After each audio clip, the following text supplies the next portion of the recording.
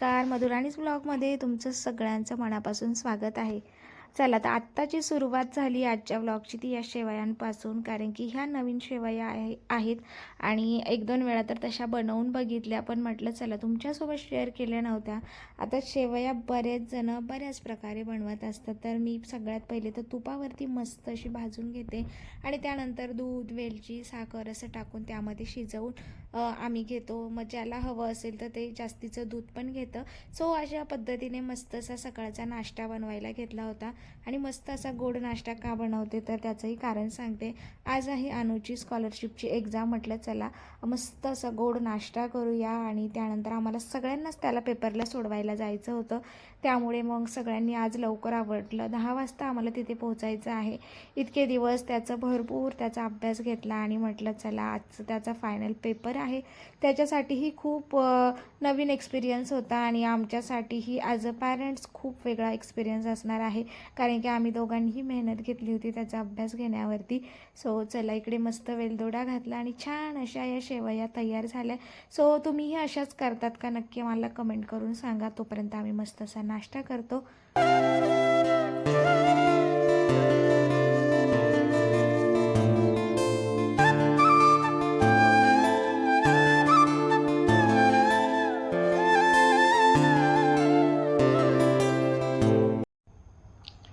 नाश्ता करायला आम्ही सगळे सोबत बसलो आणि शिवांशचं इकडं चाललं होतं की सगळे वरती बसलेत आणि मी काय खाली बसू का, म्हटलं बाबा तू पण कॉटवर बस। आणि इकडे अनुचा अभ्यास चालला होता। थोडीफार त्यालाही असं होतं की पहिल्यांदा देतोय मम्मा, काय होतं मी फेल तर होणार नाही ना, म्हणून आमचं सगळ्यांचं त्यावरतीच गप्पा चाललेल्या होत्या। त्याचं थोडीशी रिव्हिजन चालली होती आणि ना तुम्ही म्हणत असाल की सारखी अभ्यास अभ्यास काय करते, तर खरं सांगायचं ना हा त्याच्यासाठी फक्त ॲज अ एक्सपिरियन्स म्हणून आम्ही त्याला एक्झाम द्यायला लावलेली होती, जेणेकरून अशा काही त्या ज्या की कॉम्पिटेटिव्ह एक्झाम आहे त्यांची मुलांना सवय व्हावी।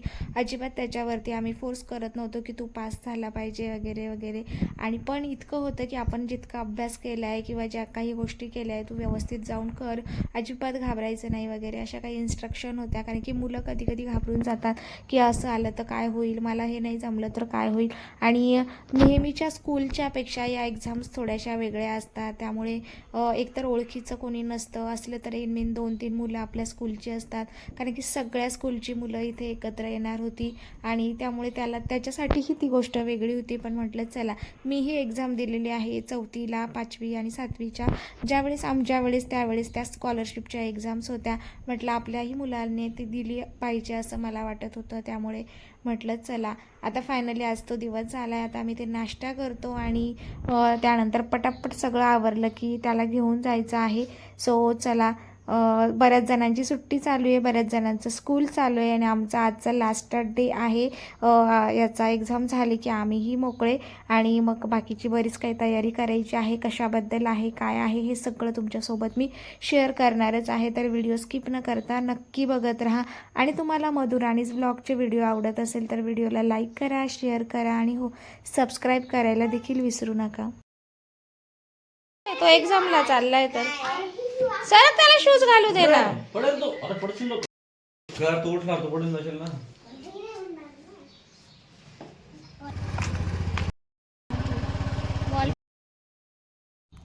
घराच्या अगदी 1-1.5 किलोमीटरच त्याची स्कूल होती आणि बघू शकतात हायवेच्या बाजूलाच या बाजूला बऱ्याच स्कूल आहेत। त्याच्या स्कूलच्या अगदी थोड्याशा अपोजिट साईडला ही स्कूल होती, त्यामुळे त्यांना बोलले की सकाळी तुम्ही मला सोडवायला चला आणि दुपारी मी त्याला टिफिन वगैरे घेऊन येणारच होते, कारण की 3:30 वाजेपर्यंत त्यांची एक्झाम असणार आहे। मध्ये 1 तासाचा ब्रेक असेल आणि इतकं भयानक ऊन आहे की त्याला घरी घेऊन यायचं, पुन्हा त्याला एक्झामला सोडवायला जायचं, त्यापेक्षा म्हटलं मी तुला टिफिन घेऊन येते, मी तिथेच थांबेल 1 तास आणि ज्यावेळेस त्याचा एक्झाम दुसरी स्टार्ट होईल त्यावेळेस मग मी घरी येऊन जाईल। सो म्हणून म्हटलं मला माहीत नाही आहे कुठे आहे स्कूल, सो तुम्ही मला दाखवून द्या। म्हणून आम्ही जाताना सगळे सोबतच चाललो होतो आणि बऱ्याच ठिकाणचे पॅरेंट्स होते, काही स्कूलचे टीचर्स आले होते त्यांच्या स्टुडंटला घेऊन, पण आम्हाला जवळ होतं त्यामुळे आम्ही आमच्या मुलांना घेऊन आलो होतो। आणि या स्कूलमध्ये मी पहिल्यांदाच आले होते आणि तुम्ही बघू शकतात बघावं तितकी झाडं इथं नव्हती, सावली नव्हती, त्यामुळे अशी बाहेर थांबायलाही जागा नव्हती आणि आम्ही थोडंसं लवकर आलो जेणेकरून त्याचा रूम, हॉल तिकीट तिकीट वगैरे नंबर कुठे काय आहे हे सगळं बघता येईल. आणि सगळे पॅरेंट्स पण बऱ्यापैकी आले होते. प्रत्येकजण त्यांच्या मुलांचं नंबर कुठे आहे, कुठल्या याच्यात आहे ते सगळं शोधत होते. सो चला आता तुम्हालाही दाखवते. सो तोही खूप एक्सायटेड आहे.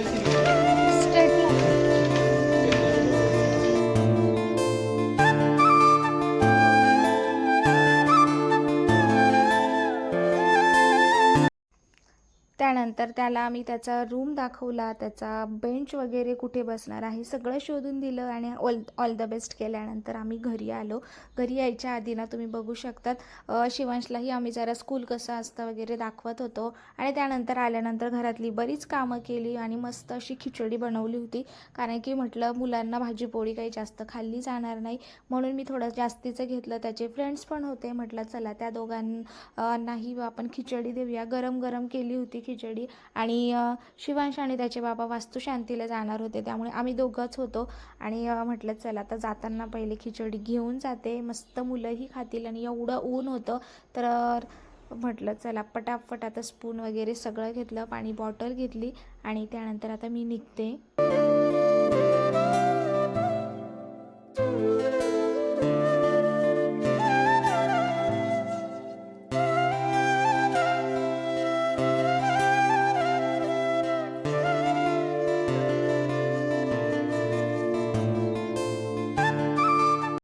मुलांचा पेपर सुटला होता आणि सगळे पॅरेंट्स त्यांना आणायला चालले होते. आणि बरेच जण टिफिन घेऊन आले होते आणि जे अगदी गावाच्या जवळ राहतात ते त्यांच्या पॅरेंट्सला घरी घेऊन जाणार होते. पण उन्हामुळे तरी मी म्हटलं नको, आपण इथेच थांबूया. त्यामुळे तुम्ही बघू शकता सगळेजण विचारत होते पेपर कसा गेला आहे काय. काही मुलं थोडीशी नर्वस होती, काहींना बऱ्यापैकी चांगला गेला, काहींचे क्लास सुटले होते, काही मुलं अजून पेपर देत होते.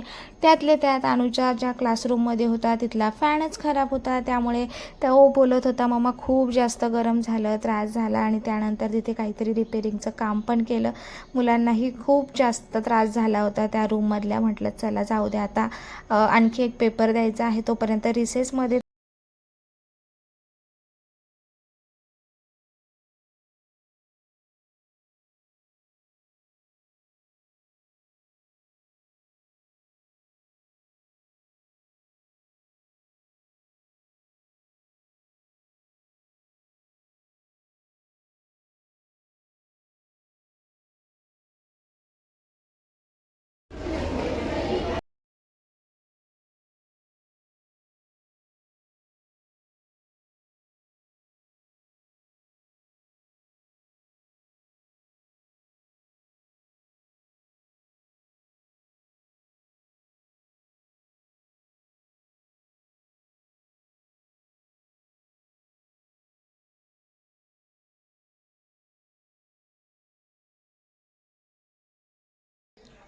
चला फायनली मी घरी आले. आणि अनुचा आता सेकंड पेपर चालू झाला आहे, जो की मराठी आणि इंटेलिजंट टेस्टचा आहे.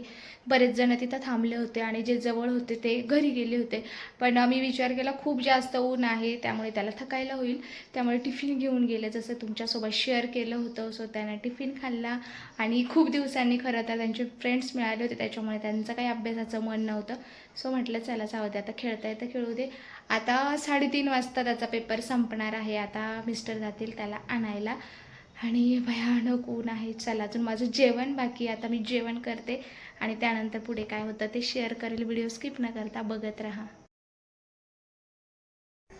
त्यानंतर मी थोडासा आराम केला आणि 3:30 वाजता अनु आल्यानंतर मस्त असा थंडगार सरबत केला. पण तो यायच्या आधी मी हा सब्जा पाण्यात टाकला होता, कारण की भयानक ऊन होतं आणि म्हटलं थोडी शरीरातली उष्णता कमी व्हावी म्हणून हा सब्जा टाकून सरबत केला. संध्याकाळचे 6 वाजता शिवांशी ते मस्त झोका खेळत होता. म्हटलं चला थोडीशी हवाई लागेल. आणि गरम होत असताना हवाई बंद होते आणि हा नवीनच प्रकार तो मला झोक्याचा दाखवत होता. चला आता दिवसभराचं सगळं काही तुमच्यासोबत शेअर केलं. आणि संध्याकाळी म्हटलं खूप दिवस झाले डोसा इडली काही बनवलं नव्हतं, त्यामुळे दुपारीच इडलीचे तांदूळ वगैरे भिजत घातले होते. रात्री ते मस्तपैकी मिक्सरला बारीक केले आणि फर्मेंट करायला ठेवले होते. आणि आजचा दिवस आहे ना खरं तर म्हणजे चांगला होता, पण उन्हामुळे ना अगदी दिवसाची वाट लागते, कुठेही बाहेर जावं वाटत नाही. आणि ज्यावेळेस आपण बाहेर जाय करतो त्यावेळेस खूप जास्तीचं काही काम केलं आहे असं आपल्याला फील होत असतं. चला तुमचा दिवस कसा गेला नक्की सांगा. चलो बाय.